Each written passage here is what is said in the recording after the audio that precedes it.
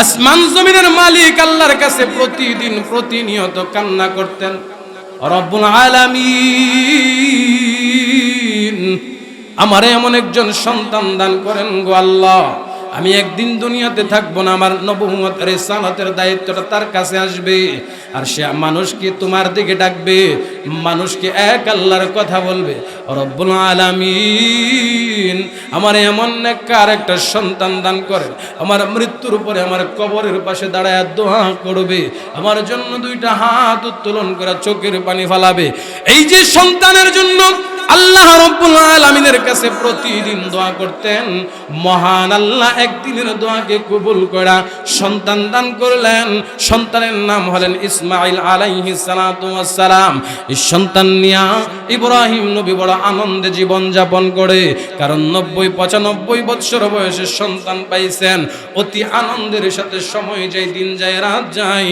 আসমানবাসী ফেরেশতারা আল্লাহ রব্বুল আলামিনের সঙ্গে কথা অবগঠন করতেছে, প্রভু দেখছেন নি আপনার পয়গাম্বর ইব্রাহিম আগে কি পরিমাণ আপনার প্রতি ভালোবাসা আন্তরিকতা ছিল, আর এখন সন্তান জন্মগ্রহণ হওয়ার পরে ইব্রাহিম আলাইহিস সালাতু ওয়াস সালামের ভালোবাসার মধ্যে কমতি চলে আসছে, আপনার প্রতি অনুগ্রহের মধ্যে কমতি চলে আসছে। প্রভু আল্লাহ ইব্রাহিম বুঝি সন্তান ভাই আপনারা ভয় লাগেছে। আল্লাহ কই ফেরেশতারা রে, না না আমার ইব্রাহিম এমন হতে পারে নাই, ইব্রাহিম এমন করতে পারে নাই।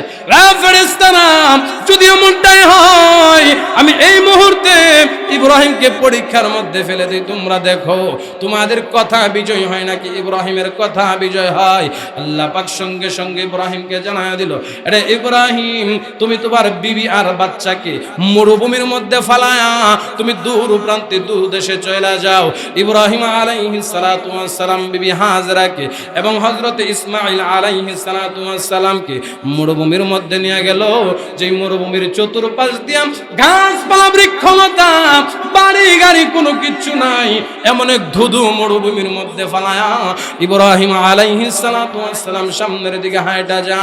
হযরত হাজরা আলাইহিস সালাতু ওয়াস সালাম পিছন থেকে ডাকতেছে, স্বামী আমার একটা বারের জন্য দাঁড়ান না, কি অন্যায় করলাম, কি অপরাধ করলাম, এই ধুধু মরুভূমির মধ্যে বাড়ি নাই, ঘর নাই, চতুর্দিক দিকে কোনো গাছপালা বৃক্ষলতা নাই, এই মরুভূমির মধ্যে ফালা চলে যাইতেছেন।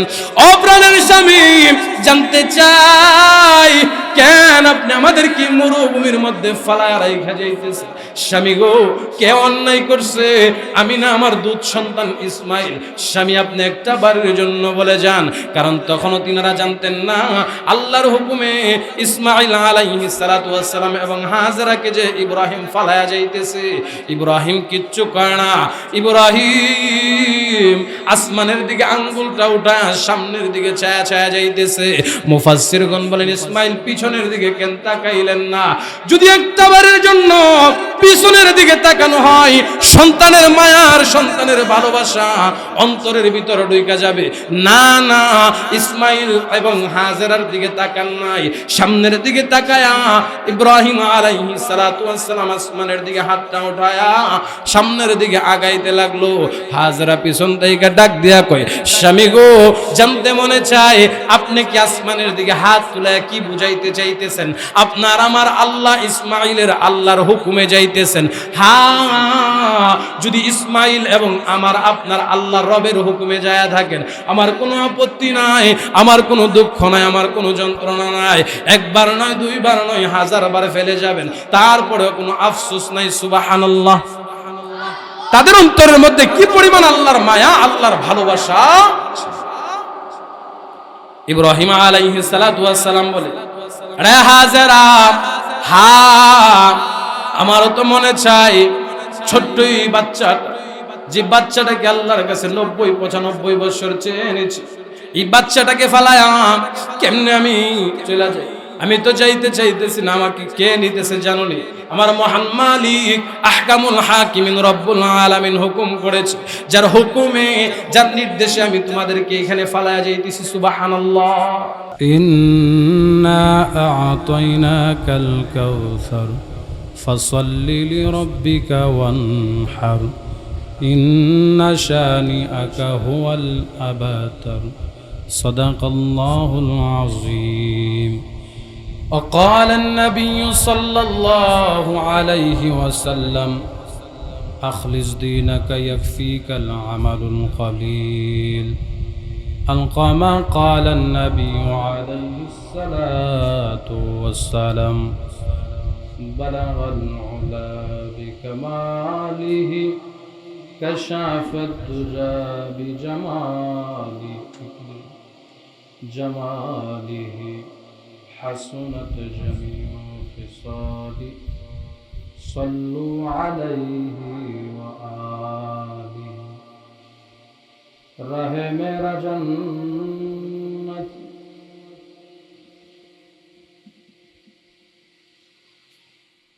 لا إله إلا الله لا إله إلا الله لا إله إلا الله لا إله إلا الله محمد رسول الله صلى الله عليه وسلم. আলহামদুলিল্লাহ। সম্মানিত মুআজ্জাজ মুহতারাম হাজিরিন, আল্লাহ তাআলার দরবারে লাখো কোটি শুকরিয়া জ্ঞাপন করে নিচ্ছি, যিনি দয়া করে মায়া করে মেহেরবানি করে আজকের পবিত্র জুমার দিনে আল্লাহ তাআলা আমাদেরকে আল্লাহর ঘর মসজিদে আসার বসার তৌফিক টুকুন দান করেছেন। এই জন্য মহিয়ান গড়িয়ান দয়াময় প্রভুর দরবারে কালিমাতুশ শুকর আদায় করে নিচ্ছি আলহামদুলিল্লাহ। পড়ে নিচ্ছি লক্ষ কোটি দরুদ ও সালাম সৃষ্টির শ্রেষ্ঠ মানব কুল কায়নাতের নবী নবীদের নবী, যিনি ইমামুল মুরসালিন খাতামান নবিয়্যিন শাফিউল মুজনবির আপনার আমার নবী মুহাম্মাদুর রাসূলুল্লাহ সাল্লাল্লাহু আলাইহি ওয়াসাল্লাম। সম্মানিত শুধু আমি আপনাদের খেদমতে মহাগ্রন্থ আল কোরআনের 114 খানা সূরার একখানা সূরা, সর্বকনিষ্ঠ এক সূরা সূরাতুল কাউসার তিলাওয়াত করেছি। নবীজির অসংখ্য হাদিস থেকে ছোট্ট একখানা হাদিস তিলাওয়াত করেছি। আয়াত ও হাদিসকে সামনে নিয়ে অত্যন্ত গুরুত্বপূর্ণ কিছু আলোচনা করব। আল্লাহ তাআলা আমাকে এবং আপনাদেরকে এই কথাগুলো বুঝে আমল করার তৌফিক দান করুক, বলি আমিন। গত জুমায় আলোচনা হয়েছিল কুরবানির সূচনা। আল্লাহ রাব্বুল আলামিন যুগে যুগে যত পয়গাম্বর নবী রাসূল প্রেরণ করেছেন, প্রত্যেকের জামানায় প্রত্যেকের সমকালীনই কুরবানি হয়েছে। তথা শুধু মুসলমানরা কুরবানি করেন এমনটাই নয়, অন্যান্য ধর্মের অবলম্বী যারা, অন্য ধর্ম অনুসারী যারা, তারাও কুরবানি করেনি। কিন্তু এক একজনের কুরবানির ধরনটা হলো এক এক রকম। তো আল্লাহ তাআলা সেই ধারাকে অব্যাহত রেখে আপনার আমার জাতির পিতা পয়গম্বর ইব্রাহিম আলাইহিস সালাতু ওয়াস সালামের মাধ্যমে শরীয়তের গুরুত্বপূর্ণ একটি বিধান ওয়াজিব কুরবানিকে সাবেত প্রমাণিত করেছেন এবং ধারাবাহিকতা অব্যাহত রেখেছেন। আমরা কম বেশি সকলে জানি, যদিও কুরবানির সূচনা আদম আলাইহিস সালাতু ওয়াস সালামের সন্তান হাবিল কাবিল থেকে শুরু হয়, কিন্তু এটা পরিপূর্ণভাবে স্থাপিত হয়েছেন হযরত ইব্রাহিম আলাইহিস সালাতু ওয়াস সালামের সমকালীন সময়ে। সুবহানাল্লাহ। আল্লাহ তাআলা ইব্রাহিম আলাইহিস সালামকে নবুয়ত প্রাপ্তির একেবারে জীবনের শেষ লগ্নে আল্লাহ তাআলা একজন সন্তান দান করেছিলেন, যার নাম হলেন ইসমাঈল আলাইহিস সালাতু ওয়াস সালাম।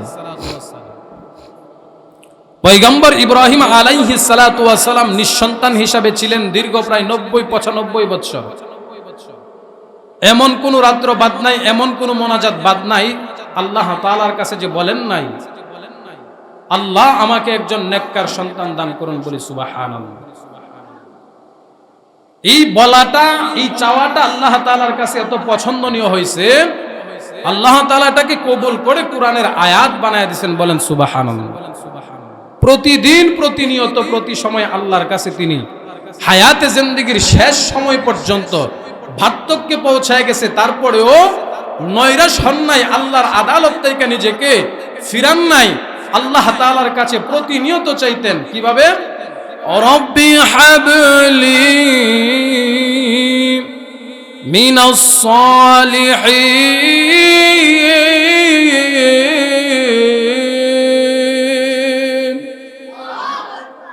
রব্বি হাবলি মিনাস সালিহিন। হে আমার প্রতিপালক, হে আমার রব, সব কিছুর মালিক যিনি, তিনি কে? আমাদের যখন কোনো কিছু চাইতে হয় কার কাছে চাইবো? কোনো মাজার, কোনো পীর, কোনো দরগার কাছে নয়, দেনওয়ালা মালিক একমাত্র বাবা ইব্রাহিম আলাইহিস সালাতু ওয়াস সালাম আল্লাহ তাআলার কাছে চাইছেন, রব্বি হাবলি মিনাস সালিহিন।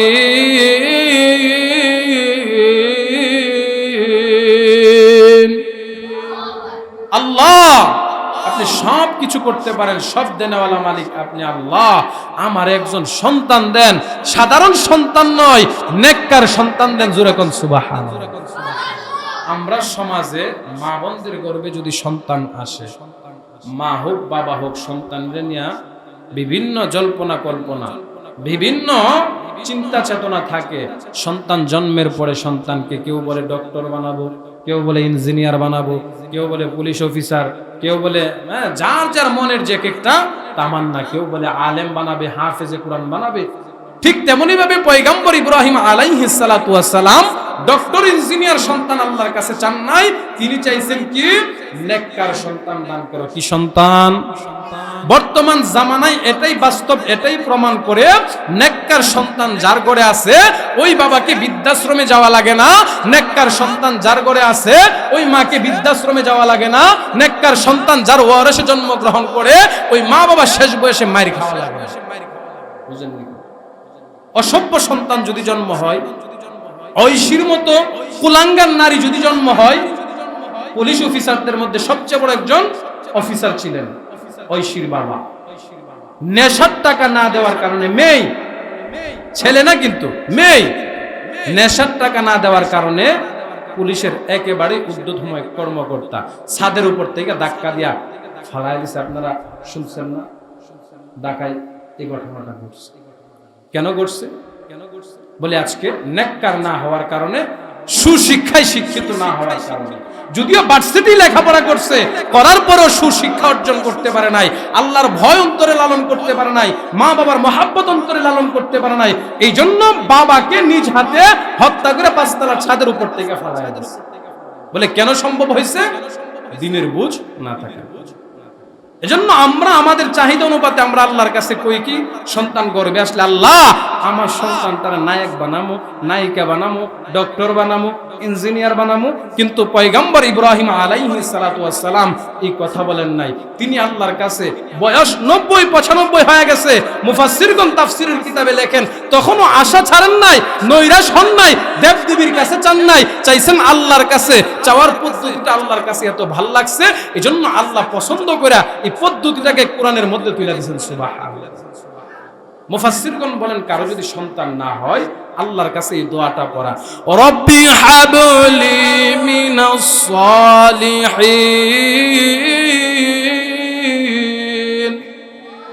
হে আমার রব, আমার নেককার সন্তান দান করেন। এই পদ্ধতি প্রক্রিয়ায় দোয়া করলে আল্লাহ পাক রব্বুল আলামিন মানব সম্প্রদায়ের কুলে মানুষ জন্মদান করবেন, আর ওই সন্তানটাকে নেককার হিসেবে কবুল করবেন। সুবহানাল্লাহ। তাহলে বোঝা গেল আল্লাহর কাছে যদি সন্তান চাইতে হয়, কি সন্তান চাইতে হবে? 90-95 বছর বয়সে তাফসিরে মারিফুল কোরআনে, তাফসিরে নূরুল কোরআনে লেখা হয় 90 থেকে 95 বছর বয়সে ইব্রাহিম আলাইহিস সালাতু ওয়াস সালামকে আল্লাহ পাক একজন সন্তান দান করছেন, যার নাম ছিলেন হযরত ইসমাঈল আলাইহিস সালাতু ওয়াস সালাম। জওয়ানি কালে সন্তান হয়েছে না বৃদ্ধাকালে সন্তান হয়েছে, এই সন্তানের প্রতি মায়া মোহাব্বত কম না বেশি? কত বেশি? এটা ভাষায় প্রকাশ করার মতো। যাদের 2-4-5 বছর সন্তান হয় না, আল্লাহ যদি তাদেরকে একটা সন্তান দান করে, এই ব্যক্তির কি পরিমাণ খুশি এখান থেকে আন্দাজ করা যায়। বৃদ্ধা বয়সে 90-95 বছর বয়সে যিনি আল্লাহর কাছে প্রতিদিন কাঁদতেন, রব্বি হাবলি মিনাস সালিহিন। আসমান জমিনের মালিক আল্লাহর কাছে প্রতিদিন প্রতিনিয়ত কান্না করতেন, রব্বুল আলামিন আমারে এমন একজন সন্তান দান করেন গো আল্লাহ, আমি একদিন দুনিয়াতে থাকবো না, আমার নবুয়ত রিসালাতের দায়িত্বটা তার কাছে আসবে, আর সে মানুষকে তোমার দিকে ডাকবে, মানুষকে এক আল্লাহর কথা বলবে। রব্বুল আলামিন আমার এমন নেককার একটা সন্তান দান করেন, আমার মৃত্যুর উপরে আমার কবরের পাশে দাঁড়ায় দোয়া করবে, আমার জন্য দুইটা হাত উত্তোলন করে চোখের পানি ফেলাবে। এই যে সন্তানের জন্য আল্লাহ রব্বুল আলামিনের কাছে প্রতিদিন দোয়া করতেন, মহান আল্লাহ একদিনের দোয়াকে কবুল করা সন্তান দান করলেন। সন্তানের নাম হলেন ইসমাঈল আলাইহিস সালাতু ওয়াস সালাম। এই সন্তান নিয়া ইব্রাহিম নবী বড় আনন্দে জীবন যাপন করে, কারণ ৯০-৯৫ বছর বয়সে সন্তান পাইছেন। অতি আনন্দের সাথে সময় যায়, দিন যায়, রাত যায়। আসমানবাসী ফেরেশতারা আল্লাহ রব্বুল আলামিনের সঙ্গে কথা অবগঠন করতেছে, প্রভু দেখছেন নি আপনার পয়গাম্বর ইব্রাহিম আগে কি পরিমাণ আপনার প্রতি ভালোবাসা আন্তরিকতা ছিল, আর এখন সন্তান জন্মগ্রহণ হওয়ার পরে ইব্রাহিম আলাইহিস সালাতু ওয়াস সালামের ভালোবাসার মধ্যে কমতি চলে আসছে, আপনার প্রতি অনুগ্রহের মধ্যে কমতি চলে আসছে। প্রভু আল্লাহ ইব্রাহিম বুঝি সন্তান ভাই আপনারা ভয় লাগেছে। আল্লাহ কই ফেরেশতারা রে, না না আমার ইব্রাহিম এমন হতে পারে নাই, ইব্রাহিম এমন করতে পারে নাই। ফেরেশতারা যদি এমনটাই হয়, আমি এই মুহূর্তে ইব্রাহিমকে পরীক্ষার মধ্যে ফেলে দিই, তোমরা দেখো তোমাদের কথা বিজয় হয় নাকি ইব্রাহিমের কথা বিজয় হয়। আল্লাহ পাক সঙ্গে সঙ্গে ইব্রাহিমকে জানায়া দিল, আরে ইব্রাহিম তুমি তোমার বিবি আর বাচ্চাকে মরুভূমির মধ্যে ফালায়া তুমি দূর প্রান্তে দূর দেশে চলে যাও। ইব্রাহিম আলাইহিস সালাতু ওয়াস সালাম বিবি হাজরাকে এবং হযরত ইসমাঈল আলাইহিস সালাতু ওয়াস সালামকে মরুভূমির মধ্যে নিয়ে গেল। যে মরুভূমির চতুর্পাশ দিয়া গাছপালা বৃক্ষলতা বাড়ি গাড়ি কোনো কিচ্ছু নাই, এমন এক ধুধু মরুভূমির মধ্যে ফালায়া ইব্রাহিম আলাইহিস সালাতু ওয়াস সালাম সামনের দিকে হাঁটা যা।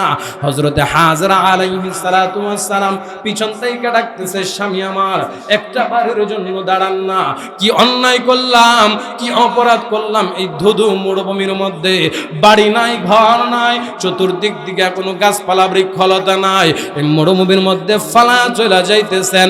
ও প্রাণের স্বামী জানতে চাই, কেন আপনি আমাদের কি মরুভূমির মধ্যে ফালায় রাইখা যাইতেছেন? স্বামী গো, কে অন্যায় করছে? আমি না আমার দুধ সন্তান ইসমাইল। স্বামী আপনি একটা বারের জন্য বলে যান, কারণ তখনও তিনারা জানতেন না আল্লাহর হুকুমে ইসমাইল আলাইহিস সালাতু ওয়াস সালাম এবং হাজরাকে যে ইব্রাহিম ফালায়া যাইতেছে। ইব্রাহিম কিচ্ছু করে না, ইব্রাহিম আসমানের দিকে আঙ্গুলটা উঠা সামনের দিকে ছায়া ছায়া যাইতেছে। মুফাসসিরগণ বলেন ইসমাইল পিছনের দিকে কেন তাকাইলেন না? যদি একটা বারের জন্য পিছনের দিকে তাকানো হয়, সন্তানের মায়ার সন্তানের ভালোবাসা অন্তরের ভিতরে ঢুকে যাবে। না না, ইসমাইল এবং হাজেরার দিকে তাকান নাই, সামনের দিকে তাকায়া ইব্রাহিম আলাইহিস সালাতু ওয়াস সালাম আসমানের দিকে হাতটা উঠায়া সামনের দিকে আগাইতে লাগলো। হাজেরা পিছন থেকে ডাক দিয়া কয়, স্বামী গো, জানতে মনে চায় আপনি কি আসমানের দিকে হাত তুলে কি বুঝাইতে চাইতেছেন? আপনার আমার আল্লাহ ইসমাইলের আল্লাহর হুকুমে যাইতেছেন। হ্যাঁ, যদি ইসমাইল এবং আমার আপনার আল্লাহ রবের হুকুমে যায় থাকেন, আমার কোনো আপত্তি নাই, আমার কোনো দুঃখ নাই, আমার কোনো যন্ত্রণা নাই। একবার নয়, দুইবার নয়, 1000 বার ফেলে যাবেন, তারপরেও কোনো আফসোস নাই। সুবহানাল্লাহ।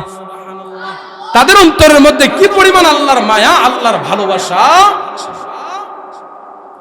ইব্রাহিম আলাইহিস সালাতু ওয়াস সালাম বলে, রে হাজেরা, হ্যাঁ আমারও তো মনে চাই ছোট্টই বাচ্চাটা, যে বাচ্চাটাকে আল্লাহর কাছে ৯০-৯৫ বছর চেয়ে এনেছি, এই বাচ্চাটাকে ফালায়া কেমনে আমি চলে যাই?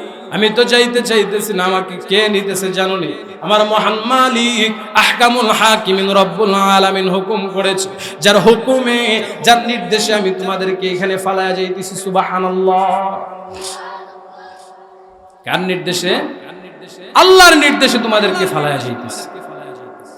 এই কথা বলার পর হাজেরা বলেন, স্বামী আমার কোনো দুঃখ নাই, যন্ত্রণা নাই, ঠিক আছে, আল্লাহর হুকুমে যেহেতু চইলা যাইতেছে, আবার আল্লাহ যখন হুকুম করে আইসা পড়েন, আপত্তি নাই।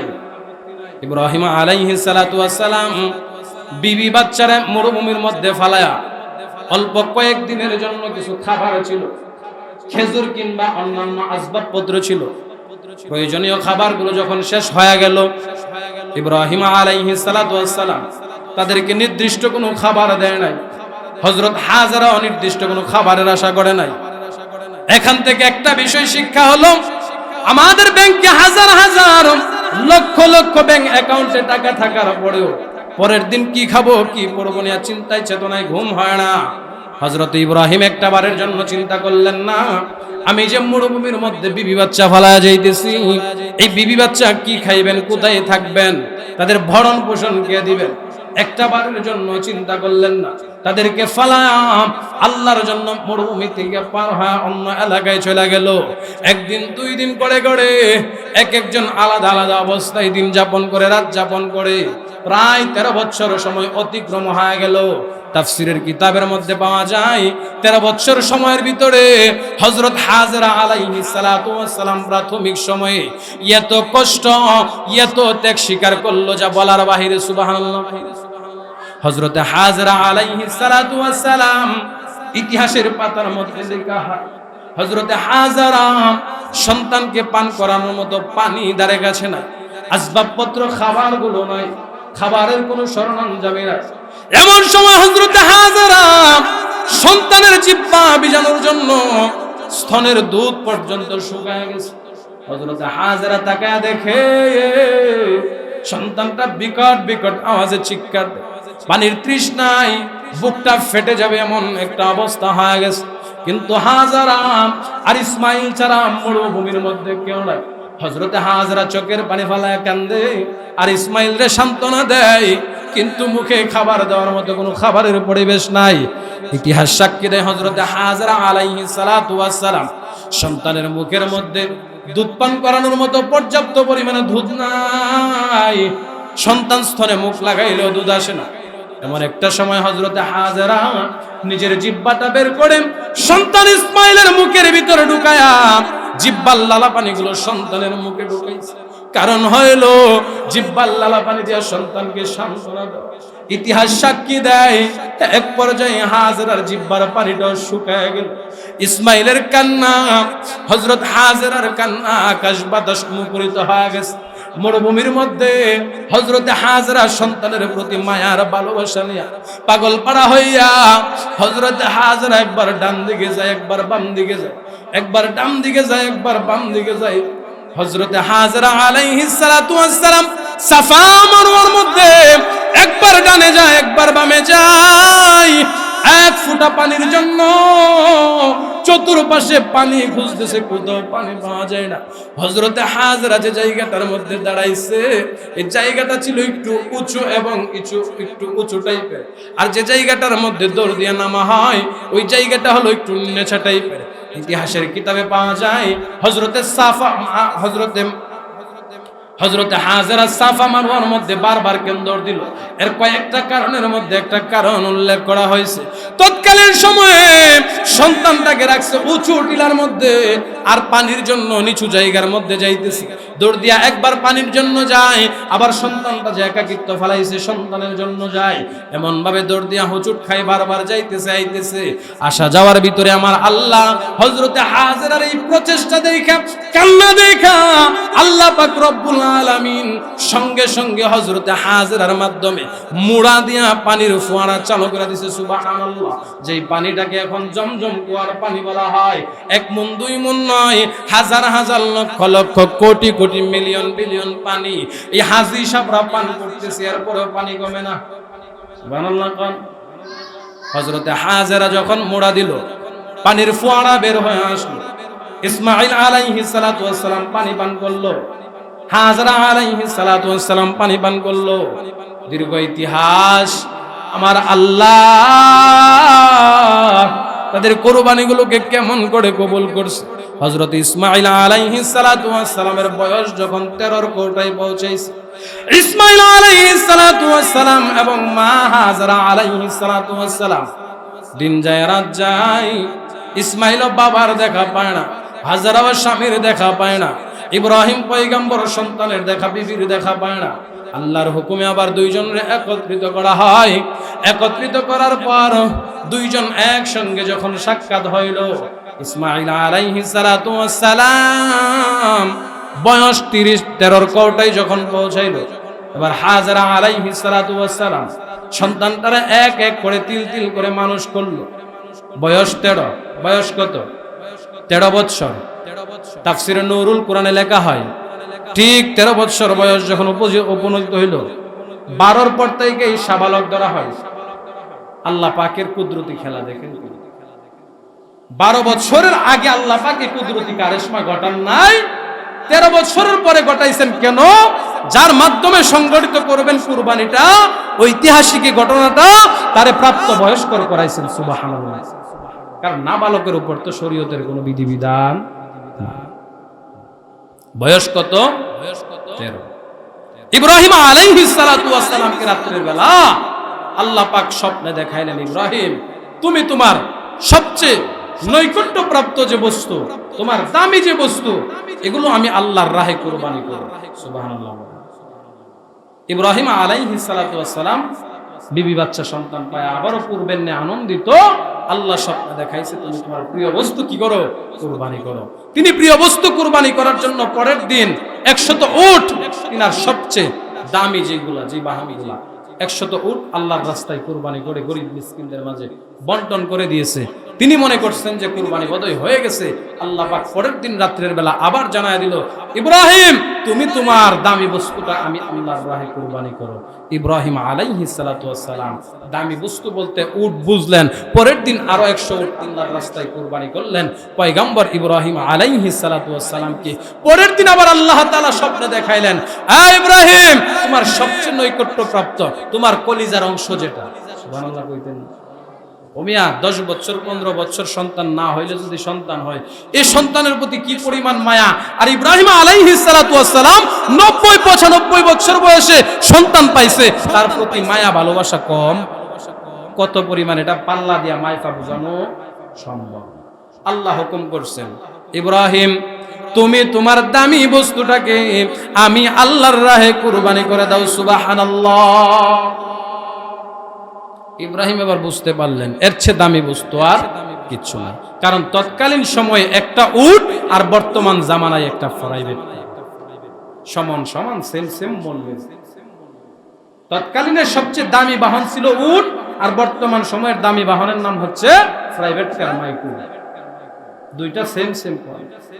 তিনি বুঝলেন এত দামি বস্তু কুরবানি করার পরেও যেহেতু কুরবানি হয় নাই, আল্লাহ তাআলা আমার সন্তান ইসমাইল আমার কলিজার অংশ, আমার কলিজার টুকরাকে চাচ্ছে। হযরত ইব্রাহিম আলাইহিস সালাতু ওয়াস সালাম বিবি হাজেরারে বলেন নাই, যদি বলে চিন্তা করছে বিবি যদি আবার উল্টা যা, 13 বছর পরে আপনি আইছেন, মাথা বুঝে আওলায় গেছে গা, সন্তানরা আইছেন জবাই করতেন, 13 বছরের ভিতর তো একদিন দেখতে আইলেন না, একদিন ভরণ পোষণ দিলেন না, আমি মহিলা মানুষ লালন পালন করছি, আর আজকে 13 বছর পরে আইছেন আমার সন্তানরা জবাই করতেন, না না দিমু না। এই চিন্তা চেতনা মুফাসসিরগণ বলেন ইব্রাহিম আলাইহিস সালাতু ওয়াস সালাম অন্তরে ধারণ করা বিবিরে না বইলা সন্তানরা গিয়া ধরছে, সন্তান তোমারে আজকে একটা জায়গায় নিয়ে যাব, বাবার সঙ্গে যাবা কি? বলে হ্যাঁ যাব। মিনা বাজারটাকে বলা হয়তো ঐতিহাসিক এক বাজার, এক একটা অঞ্চলের এক একটা বাজার থাকে না ঐতিহাসিক। তৎকালীন সময়ের ঐতিহাসিক বাজারের নাম ছিল মিনা বাজার। কি বাজার? মিনা বাজার। বলে তোমার মিনা বাজারে নিয়ে যাবো, তুমি কি যাইবা? বলে জি হ্যাঁ আব্বাজি যাইনি। পরনে পোশাক লাগাও, পোশাক লাগাইছে, সুগন্ধি ব্যবহার করাইছে, নিজের সন্তানরে নিয়ে যা। কই নিয়ে যা? মিনা বাজার। আনন্দের জন্য না জবাইয়ের জন্য? জবাইয়ের জন্য। গত জুমায় বলছিলাম আপনার আমার চিরন্তন দুশমন নাম যেন কি? কথা কন না কেন? ওয়াজ বুইলা গেলে কইব আপনার আমার চিরন্তন দুশমন, যার 24 ঘন্টা ডিউটি এবং দায়িত্ব এই উম্মাহকে, জাতিকে জান্নাতের পথ থেকে সরায়া জাহান্নামে নিয়ে যাওয়া, তার নাম কি? ইবলিস। ইবলিস গেছে। ও ইসমাইল তুমি কই যাও? কই আব্বার সাথে মিনা বাজারে যাই। কেন যাও? আনন্দের জন্য। তখন ইসমাইল আলাইহিস সালাতু ওয়াস সালাম জানতেন না তিনার বাবা যে তিনারা কি করবেন? কুরবানি করবেন। শয়তানও চিন্তা করছে এই মুহূর্তে যদি বলি তাহলে এটা ফলস হয়ে যাবে, মিথ্যা হয়ে যাবে, কারণ তার বাবা তো তার এখনো বলে না কিন্তু কই বলা যা তার মার কাছে গিয়া বলি, মার কাছে দৌড়ায় গেছে। এই হাজেরা, আপনি না আপনার সন্তানটারে খুব কষ্ট করে 13 বছর লালন পালন করছেন, বুকে আগলায় রাখছেন, আপনি কি জানেন আপনার সন্তান রে ইব্রাহিম কই নিয়ে যাইতেছে তার বাবা? কয় হ্যাঁ জানি, তার বাবা তাকে মিনা বাজারে আনন্দের জন্য মজা দেওয়ার জন্য নিয়ে যাইতেছে। কয় না না, তার বাবা তারে হত্যা করার জন্য, জবাই করার জন্য নিয়ে যাইতেছে। আপনি কেডাও? কয় আমারে চিনবেন না, আমি যে তথ্য দিছি এটা গুরুত্বপূর্ণ ভালো একটা তথ্য দিছি, সন্তান বাঁচাইতে চাইলে আপনি কি করেন, ফিরে আনেন। হযরত হাজেরা আলাইহিস সালাতু ওয়াস সালাম উত্তর দিলেন, কেউ যে বেটার 95 বছর বয়সে সন্তান হইছে, এই বেটা কি পাগল হইছে সন্তানরে জবাই করব? ইবলিস দেখে যে কাজ। হযরত হাজেরা আলাইহিস সালাতু ওয়াস সালামকে বলতেছে, হাজেরা তুমি তো জানো তোমার স্বামী আল্লাহর দোহাই দিয়া সব কিছু করে, আল্লাহর দোহাই দিয়া তোমাদেরকে 13 বছর মরুভূমির মধ্যে ফেলায় রাখছে। রে হাজেরা, ঠিক তেমনি আল্লাহর হুকুম পর্দা বর্জন মানার জন্য আল্লাহর উপর ধূস চাপায়া দিয়া তোমার সন্তান ইসমাইল রে জবাই করার জন্য নিয়ে যাইতেছে মিনা বাজারে। হযরতে হাজেরা কেমন ঈমানওয়ালা মহিলা, আমরার দেশের ঈমানওয়ালা যদি হইতো 14 গোষ্ঠী উদ্ধার করে দেয়।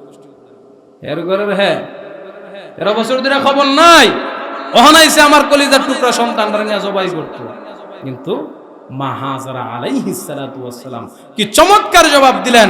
মা হাজেরা আলাইহিস সালাতু ওয়াস সালাম বলে, কি ও তোমার পরিচয় তো আমি জানি না, কিন্তু তুমি যেটা বলতেছো এটা কি হাসাই? হ্যাঁ, 1% 2% নয়, ওয়াল্লাহি আল্লাহর কসম একাধিকবার বলি তোমার সন্তান রে, তোমার স্বামী ইসমাইল রে, আরে তোমার স্বামী ইব্রাহিম ইসমাইল রে জবাই করার জন্য নিতেছে, বলে আল্লাহর হুকুমে। আবার বলো কার হুকুমে? কয় আল্লাহর হুকুমে। আরে তুমি কি আমি জানি না, আল্লাহর হুকুমেই যদি হয়ে থাকে, আর আল্লাহ যদি আমারে এমন ইসমাইল 1টা 2টা নয় 100 দান করে, আমি আমার স্বামীর হাতে স্বেচ্ছায় খুশি মনে দিয়ে দেব, স্বামী গো 100 বার আমার সন্তানের নিয়ে আল্লাহর রাহে আল্লাহর জন্য কুরবানি করেন। সুবহানাল্লাহ। শয়তান কই মাশাআল্লাহ, ঈমান কাড়ে কয় পারলো না ঠেকাইতে। হাজেরা আলাইহিস সালাতু ওয়াস সালাম বলে, আল্লাহর হুকুমে যদি হয় এতে আমার কোনো কিঞ্চিত মাত্র আপত্তি নাই। তোমার আব্বা কি কিছু বলছেনি? বলে হ্যাঁ বলছে। কি বলছে? বলে আমার আব্বা গত রাত্রিতে স্বপ্নে দেখছে আমার আব্বার রব যিনি, আমার রব যিনি আমাকে যিনি সৃষ্টি করেছেন, আমার আব্বাকে যিনি সৃষ্টি করেছেন, আসমান জমিন নবমণ্ডল ভূমণ্ডল যিনি সৃষ্টি করেছেন, এই স্রষ্টা বলছেন আমাকে তিনার জন্য কুরবানি করার জন্য। তুমি কি কও? কয় হ্যাঁ আমিও তো রাজি। সুবহানাল্লাহ কইতেন না? শয়তান কই আশ্চর্যের কারবার, মাও রাজি সন্তানও রাজি। কই তুমি জানো নি, বুঝা কইতাছনি? তাফসীরের কিতাবের মধ্যে বলা হয় ইসমাইল আলাইহিস সালাতু ওয়াস সালামকে বলা হয়, ইসমাইল মৃত্যুর যে যন্ত্রণা কষ্টটা এটা তো তুমি উপলব্ধি করতে পারো না, তুমি ছোট্ট মানুষ, তুমি তো বুঝো না তোমার আব্বা তোমার উপর জুলুম করব, তোমার এখন হত্যা করব, তুমি তোমার আব্বার হাত থেকে ছুটে যাও। হযরত ইসমাইল আলাইহিস সালাতু ওয়াস সালাম বলে, ইবলিস তুমি কি জানো আমি আমার আব্বার সাথে কি ওয়াদা দিয়েছি? বলে না জানি না, আমার আব্বা আমাকে প্রশ্ন করেছিলেন, ইসমাইল আমি গতকালকে স্বপ্নে দেখেছি আমার আল্লাহ আমাকে ঘোষণা করেছেন তোমাকে কুরবানি করার জন্য, তুমি বলো তোমার মতামত কি? সুবহানাল্লাহ কইতেন না? আমরার সন্তানরা তো জবাই করার কথা দূরের কথা, হেরে যদি কয় যে লেহাপড়াটা ভালো করে কয়, হের মাথাত আসমান ভাঙা পড়ে, কাজটা ভালো করে কয়, মাথার যেমন আসমানটা ভাঙা পড়ে। আর সন্তানরা কি অফার দিছে? তোমারে আল্লাহর জন্য জবাই করমু, কুরবানি করমু, তোমার মতামত কি? সন্তান বলো তুমি কি আমাকে আমার আল্লাহর হুকুম পালনের পক্ষে একটু সহযোগিতা করবা কিনা? সুবহানাল্লাহ কইতেন। সন্তান যোগ্য বাবার যোগ্য সন্তান, আর সন্তান তো জেনতেন সন্তান না, যে সন্তান 90-95 বছর আল্লাহর কাছে কান্নাকাটি করে আনছে। প্রত্যেকদিন বললাম না শুরুতে, প্রত্যেকদিন এমন কোন দোয়া মুনাজাত বাদ নাই আল্লাহর কাছে যে চাইছে না। আরে আল্লাহর কাছে চাওয়ার যে মাধ্যমটা ছিল, মাধ্যমটা পছন্দ হয়েছে বিদায় আল্লাহ পাক রব্বুল আলামিন কই ইব্রাহিম আলাইহিস সালাম আর কই মুহাম্মদুর রাসূলুল্লাহ তিনার সমকালীন সময়ে আল্লাহ তাআলা কোরআনের মধ্যে ওই চাওয়াই পদ্ধতিটা লিপিবদ্ধ করে আয়াত হিসেবে ঢুকায় দিয়েছে। সুবহানাল্লাহ। রব্বি হাবলি মিনাস সালিহিন,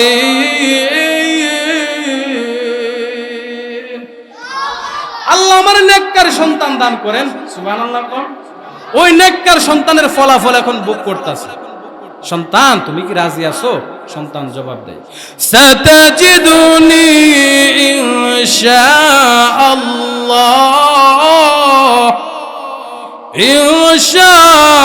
ইনশাআল্লাহ মিনাস সাবিরিন।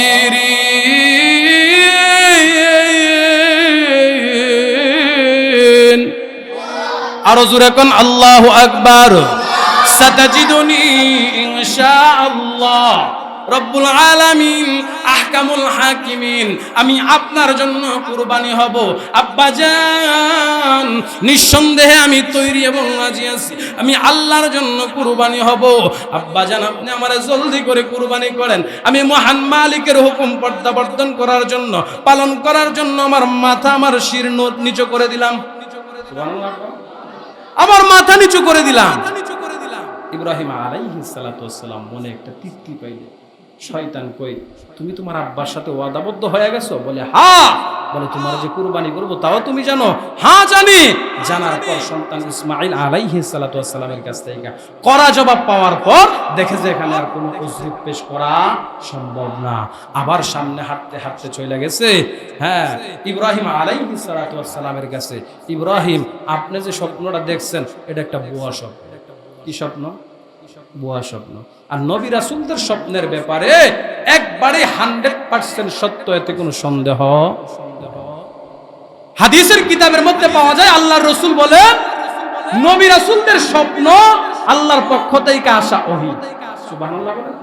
কখনো জিবরাইল নবী রাসূলদের কাছে আয়েশা ওহী দিবেন, আবার কখনো আল্লাহ তাআলা স্বপ্নের মাধ্যমে ওহী বর্তন করে দিবেন। সুবহানাল্লাহ।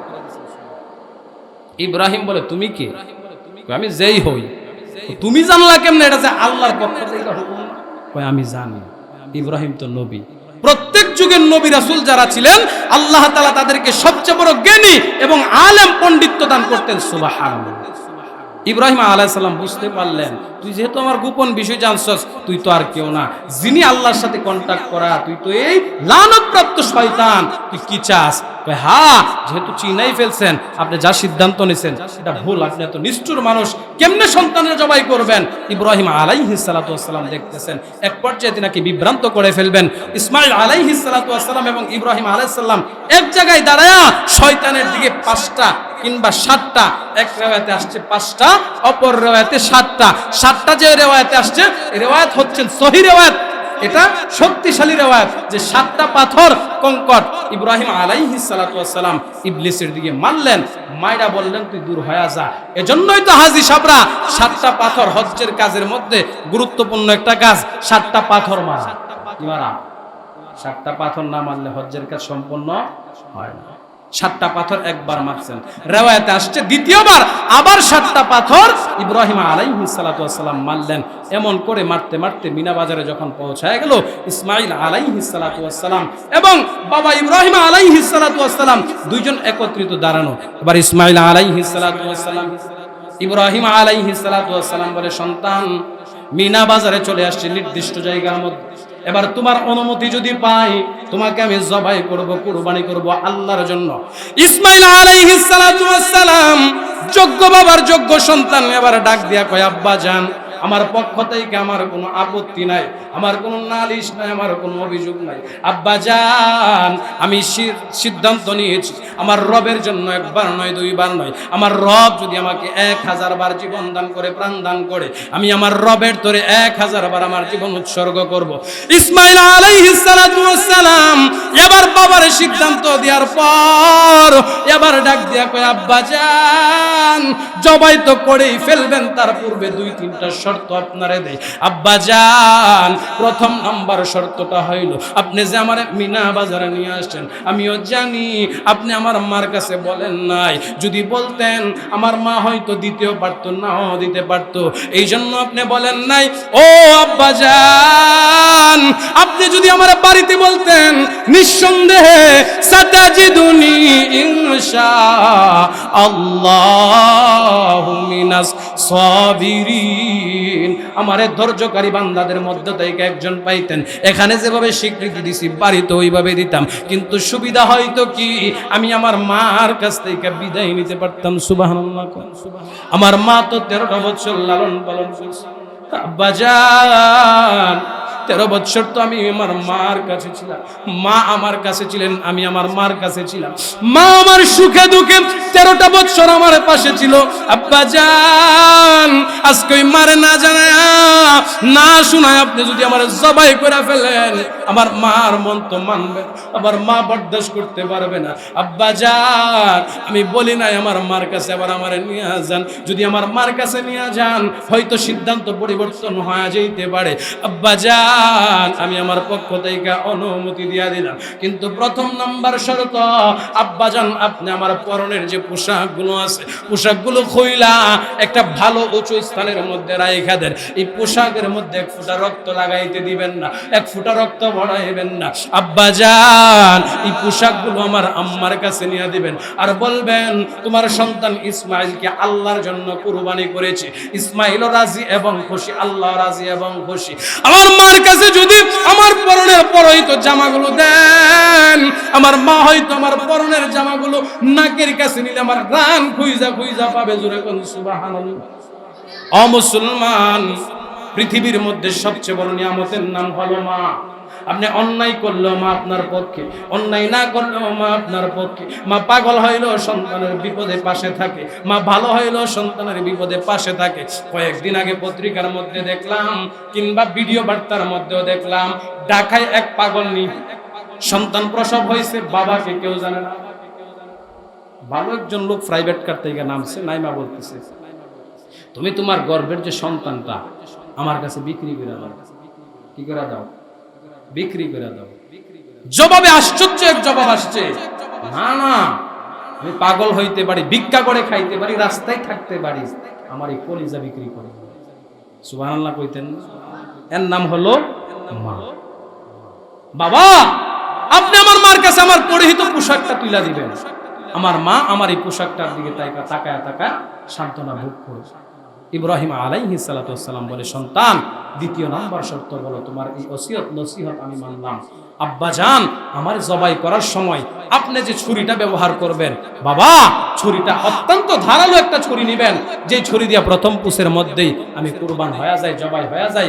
আর যদি আপনি ধারালো ছুরি না নেন, তাহলে আব্বা জান এমন হতে পারে আপনি অবাধ্য হয়ে যাইতে পারেন, আমি অবাধ্য হয়ে যাইতে পারি, সিদ্ধান্তে উপনীত না হইতে পারলে আল্লাহ নারাজ হয়ে যাইতে পারে। ইব্রাহিম আলাইহিস সালাতু ওয়াস সালাম বলে, ঠিক আছে, ধারালো ছুরি নেওয়া হবে। এবার 2 নাম্বার 3 নাম্বার বলে, আব্বা জান আমার যখন জবাই করবেন আমার চেহারাটা চিৎ করে আপনার চেহারা থেকে ঘুরায় নেবেন, এমন কি আমার চক্ষুগুলা মোটা শক্ত কাপড় দিয়ে বাইদা নেবেন। কই কেন? হাত পাগুলা বাইদা নেবেন কেন? বলে, আমি যদি হাত পাও নাড়াচাড়া করি, মৃত্যুর ভয় তো সবারই আছে, জানের মায়া তো সবারই আছে, আমি যদি নাড়াচাড়া করি আর আপনি আল্লাহর আইন বাস্তবায়ন করতে গিয়া যদি একটু ত্রুটি বিচ্যুতি হয়ে যা, ভুল হয়ে যা, আল্লাহ যদি নারাজ হয়ে যা, তাহলে আপনার জীবনও বেফলে, আমার জীবনও বিফলে।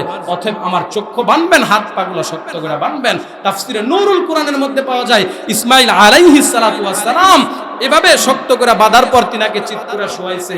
বাবা এবার নিদয়ের মতো ছুরি ছাড়াইয়া দিছে সন্তানের গলার উপরে। এত ধারালো ছুরি, ইতিহাসবিদগণ লেখেন, পাথরের উপর আঘাত করলে শুধু আঘাত না, পাথরের উপর রাখার পর পাথর দ্বিখণ্ডিত হয়ে যাবে এমন সুধারালো ছুরি দিয়া ইসমাইল আলাইহিস সালাতু ওয়াস সালামকে জবাইয়ের কাজ শুরু করছে। কিন্তু জবাই সবাই কম বেশ জানে। ইব্রাহিম আলাইহিস সালাতু ওয়াস সালাম বারবার ছুরি চালাইতেছে আর বিসমিল্লাহি আল্লাহু আকবার বলতেছে। ইসমাইল আলাইহিস সালামের গলা কাটে না, রক্ত বের হয় না। ইব্রাহিমের ধারণা গলা যদি কাটা যা রক্ত বের হবে, আর এই রক্ত ফিঙ্কি দিয়া শরীরে লাগবে, হাতে লাগবে। কই একবার 2 বার নয়, একাধিকবার ফুস দেওয়ার পরেও হাতের মধ্যে লাগতেছে না, রক্ত ফিঙ্কি দেয় না। কারণটা কি? বারবার বারবার ছুরি দিয়া পুষ দেয়, ছুরি কাজে আসে না।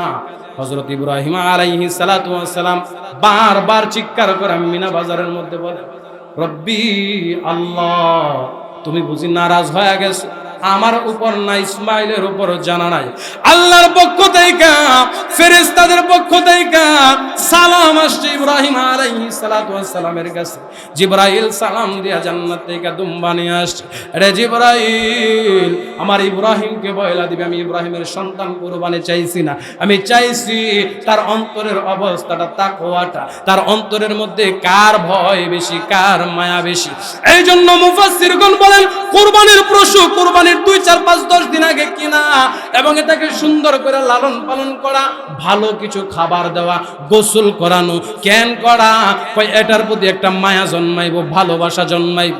কুরবানি মানে হইল ত্যাগ স্বীকার করা, কুরবানি মানে হইল ভালোবাসার বহিঃপ্রকাশ ঘটানো। ইসমাঈল আলাইহিস সালাতু ওয়াস সালাম কি আল্লাহর পক্ষ থেকে তরবারির তল থেকে উঠায়া জিবরাইল আলাইহিস সালাতু ওয়াস সালাম জান্নাত থেকে দুম্বায় না ছুরির নিচে ধরা দিছে। ইসমাঈল আলাইহিস সালাতু ওয়াস সালামের চোখ বান্দা, ইব্রাহিম আলাইহিস সালাতু ওয়াস সালামের চোখ বান্দা, উভয়জনের চোখ অন্ধকারের মতো হয়ে রয়েছে, চোখে দেখে না। ইব্রাহিম আলাইহিস সালাতু ওয়াস সালাম হঠাৎ করে দেখে যেই ছুরি ডাবে না, সেই ছুরি ডাইবা গেছে এবং ছুরির ভিতর থেকে রক্ত প্রবাহিত হইতেছে। ইব্রাহিম আলাইহিস সালাতু ওয়াস সালাম বিসমিল্লাহি আল্লাহু আকবার বইলা যখন, বিসমিল্লাহি আল্লাহু আকবার বইলা যখন ছুরি চালাইছে, আসমান থেকে আসমানবাসী ফেরেশতারা ইব্রাহিম আলাইহিস সালাতু ওয়াস সালামের সঙ্গে তাকবীর পাঠ করলো, জিবরাইল আমিন তাকবীর পাঠ করলো। এই তাকবীর আল্লাহর কাছে এত পছন্দ হয়েছে, এই জন্য আল্লাহ তাআলা 5 দিন 23 ওয়াক্ত তাকবীরে তাশরিক করার জন্য বিধান দিয়া দিয়েছে। সুবহানাল্লাহ, তাকবীরে তাশরিক করা ওয়াজিব হয়ে গেছে। প্রত্যেক 5 ওয়াক্ত নামাজের পরে একবার করে তাকবীরে তাশরিক, পুরুষ হইলে জুড়ে এবং উচ্চ সুরে পড়া, নারী হইলে আস্তে পড়া, আর একবারের অধিক পড়া সুন্নতের খেলাফ। একবার পড়াটা হচ্ছে সুন্নত, এটা ওয়াজিব। আপনি জামাতে নামাজ পড়েন এবং পরে নামাজ পড়েন, যখনই নামাজ পড়েন 5 দিন 23 ওয়াক্ত নামাজ, মোট 23 বার তাকবীর প্রদান করা, এটাকে বলা হয় তাকবীরে তাশরিক। আল্লাহ তাআলা ঘোষণা করছেন, এই ইব্রাহিম, তোর সন্তান জবাই চাই না, তোর মনের কুরবানি জবাই চাইছি। হ্যাঁ, তুই সত্যি সত্যি আমার জন্য কুরবানি করছস, ধর দুম্বা আমি জান্নাত থেকে পাঠায়া দিছি। আজকে থেকে শরীয়তের বিধান স্থাপিত হইল, মানুষ জবাই নয়, আজকে থেকে কুরবানির বিধান স্থাপিত হইল পশু জবাই। সুবহানাল্লাহ। আল্লাহ যদি চালায়া দিত ইব্রাহিমের সন্তান ইসমাঈল, এখন আমাদেরও সন্তান আল্লাহর রাস্তায় কুরবানি করতেই হইত। এটা শরীয়তের বিধান ছিল, বিধান থাকে, কিন্তু না, আল্লাহ তাআলা পশু জবাইয়ের মাধ্যমে বলে দিয়েছেন, ইব্রাহিম এই দুম্বার গোশত তুমি খাইবা, তোমার পরিবার পরিজনদেরকে খাওয়াইবা, তোমার আশপাশদেরকে খাওয়াইবা। আজকে তাইকে আমি আল্লাহ তোমাকে হুকুম দিয়া দিলাম, এটাকে ওয়াজিব হিসাবে সাবেত করে দিলাম। ফরজ তো ফরজই, এটাকে ওয়াজিব বলা হয় ওই আমলকে যে আমল না করলে শক্ত গুনাহ হয়। তোমার উপর ওয়াজিব করে দিলাম কুরবানি, শুধু তোমার উপর নয়, আখিরি জামানা পর্যন্ত এই কুরবানি ওয়াজিব হয়ে গেছে। কেমনে বলে, 10 জিলহজ থেকে 12 জিলহজ, 3 দিনের ভিতরে 10 জিলহজ ফজর থেকে 13 জিলহজ সূর্যাস্ত পর্যন্ত কেউ যদি নেশাব পরিমাণ মালের মালিক থাকে, তাহাকে কুরবানি করতে হবে, কুরবানি ওয়াজিব হয়ে যায়। সুবহানাল্লাহ বলে। তাহলে এখান থেকে একটা মাসালা আমরা আজকে জানি না, খারাপ লাগতেছে? কুরবানি সংক্রান্ত মাসআলা আমাদের অনেকের প্রশ্ন, কুরবানি কার উপর ওয়াজিব হয়, সর্বনিম্ন কত টাকা থাকলে কুরবানি করতে হবে, এবং কুরবানিকারী ব্যক্তিকে কি পরিমাণ সম্পদের মালিক হতে হবে, এই বিষয়টা আমরা জানা অতীব জরুরি।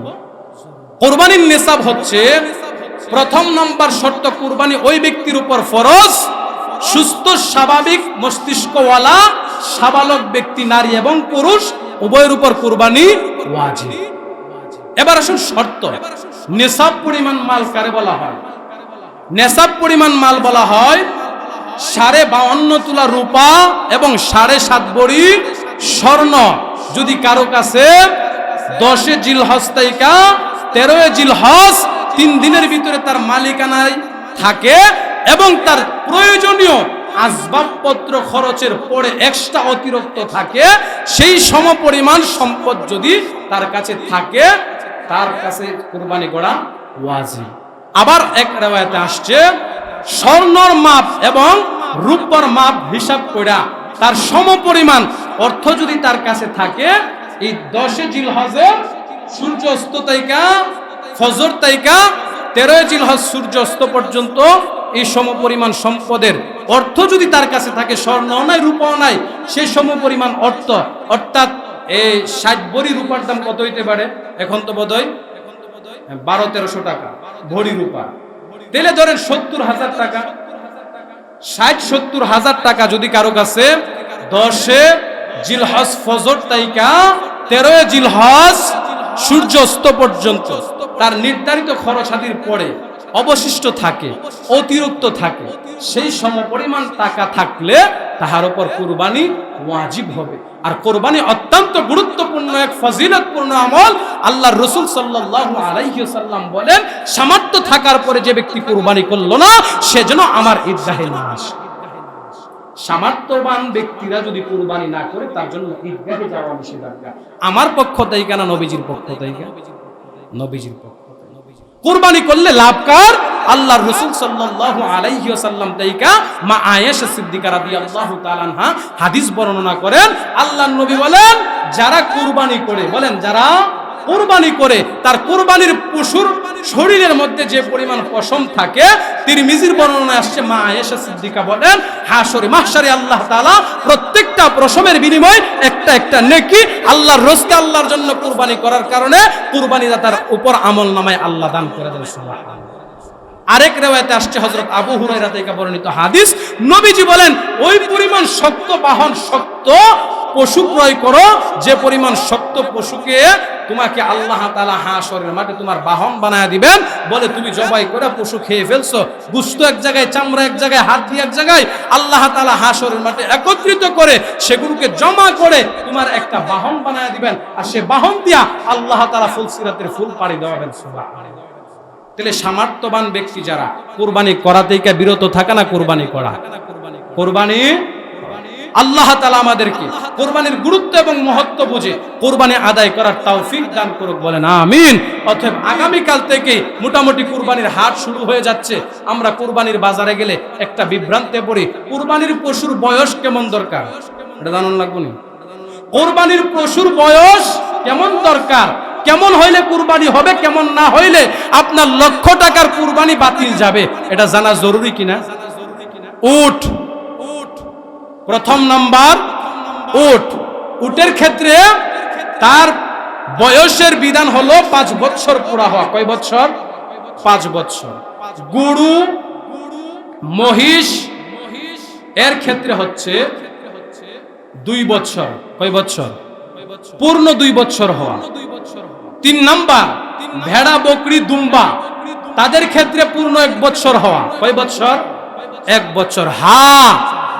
এখানে একটা সুযোগ হচ্ছে ভেড়া দুম্বার ক্ষেত্রে। ভেড়া দুম্বা দেখবেন ছাগল বকরির চেয়ে একটু হৃষ্টপুষ্ট হয়। দুম্বা শরীরে এমনি তো একটু কি থাকে, গোশত বেশি থাকে। ফকিগণ বলেন, ভেড়া দুম্বার ক্ষেত্রে ভেড়া দুম্বার বয়স 6 মাস, কিন্তু দেখতে মনে হয় 1 বছরের মতো হৃষ্টপুষ্ট, তাহলে এটা দিয়ে কুরবানি জায়েজ হবে। কিন্তু বকরির ক্ষেত্রে 1 বছর থেকে যদি 1 মাস কিংবা 1 দিনও কম হয়, কুরবানি হবে। গরুর ক্ষেত্রে 2 বছরের কম হলে কুরবানি হবে না। উটের ক্ষেত্রে 5 বছরের কম হলে কুরবানি হবে না। এবার বলেন, আমাদের এখন আমরা যারা কুরবানি করি, বয়সের ক্ষেত্রে তো আমরা এটাকে গণনাই করি না, বয়সের ক্ষেত্রে তো এটাকে আমরা ধর্তব্যই মনে করি না। না, সবচেয়ে গুরুত্বপূর্ণ হচ্ছে বয়স। কি বয়স? কিন্তু আমাদের সমস্যার কারণে আমাদের কুরবানি হচ্ছে না। কেমন? বলে আমার মোটা তাজা গরু লাগবে, আর মোটা তাজা গরু কিনতে গেলে বয়স পূর্ণাঙ্গ হওয়া লাগে না, গোশত হইলেই হয়েছে, বাস চলে গেল। হ্যাঁ, গোশত হয়েছে, আপনার কুরবানি হয়েছে। এটা হচ্ছে শরীয়ত ইসলামের বিধিবিধান। মানা না মানা হচ্ছে আপনার আমার ব্যক্তিগত ব্যাপার, কিন্তু শরীয়তের বিধিবিধান হচ্ছে কুরবানি সহি হওয়ার জন্য প্রাপ্তবয়স্ক পশুকে ক্রয় করা।